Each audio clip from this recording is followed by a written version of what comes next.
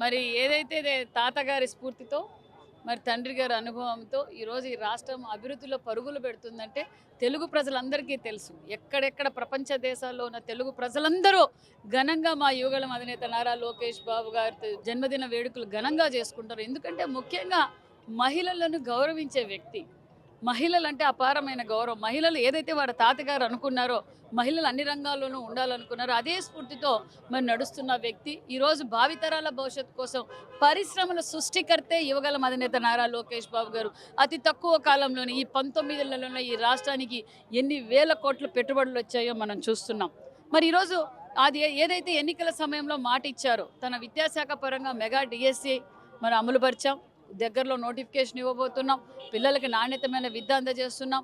అదేవిధంగా ఐటీ శాఖలో కూడా మరి పరిశ్రమలు ఇచ్చి భావితరాల కోసం ఇదోగా భరోసా కూడా కలుగజేస్తున్నారన్న విషయం కూడా తెలియజేస్తూ ఒక పక్క సూపర్ 6 పథకాలు, అంతేకాకుండా మరి ఈరోజు రాష్ట్ర అభివృద్ధిలో కీలకమైన పాత్ర వహించిన వ్యక్తి లోకేష్ బాబు గారు. ఎక్కడ తగ్గాలో ఎక్కడ నెగ్గాలో తెలిసిన వ్యక్తి, ఒక పక్క అభివృద్ధిని ఒక పక్క పార్టీని ఒక పక్క నడుపుతున్న వ్యక్తి యువగళం అధినేత. తెలుగు రాష్ట్ర ప్రజలందరూ కాబోయే ముఖ్యమంత్రి నారా లోకేష్ బాబు గారికి జన్మదిన వేడుకలు ఘనంగా జరుపుకుంటున్నారన్న విషయం కూడా తెలియదు.